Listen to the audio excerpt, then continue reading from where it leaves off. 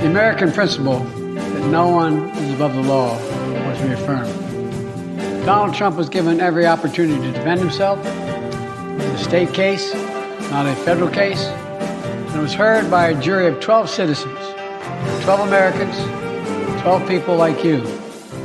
Like millions of Americans who served on juries, this jury is chosen the same way every jury in America is chosen.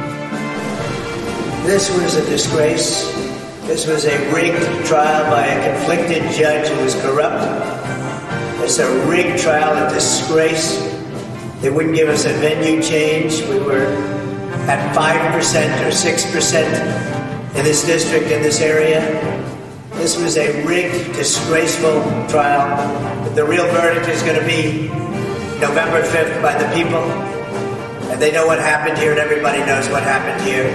I think there's a large number of Americans who are going to see this as the politicization of the weaponization of the enforcement agencies.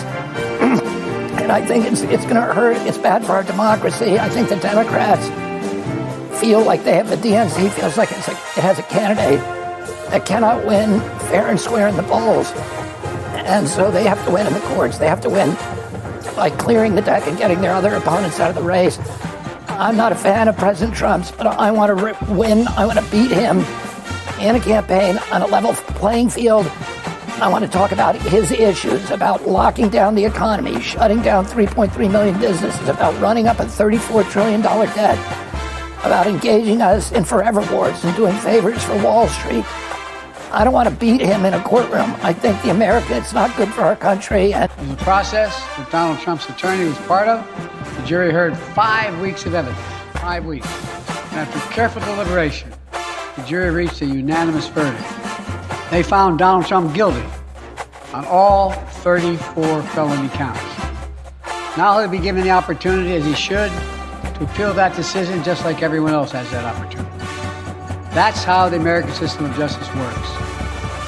And it's reckless, it's dangerous, it's irresponsible for anyone to say this was rigged just because they don't like the verdict. You have a Soros-backed DA and the whole thing. We didn't do a thing wrong. I'm a very innocent man, and it's okay. I'm fighting for our country. I'm fighting for our Constitution. Our whole country is being rigged right now. This was done by the Biden administration in order to wound or hurt an opponent, a political opponent. And I think it's just a disgrace. And we'll keep fighting. We'll fight till the end and we'll win. Because our country's gone to hell. We don't have the same country anymore. We have a divided mess. We're a nation in decline, serious decline. Millions and millions of people pouring into our country right now from prisons and from mental institutions, terrorists, and they're taking over our country. We have a country that's in big trouble, but this was a rigged decision right from day one with a conflicted judge who should have never been allowed to try this case, never. And we will fight for our Constitution. This is long from over. Thank you very much. Our justice system has endured for nearly 250 years, and it really is the cornerstone of America, our justice system. The justice system should be respected. We should never allow anyone to tear it down. That's who we are.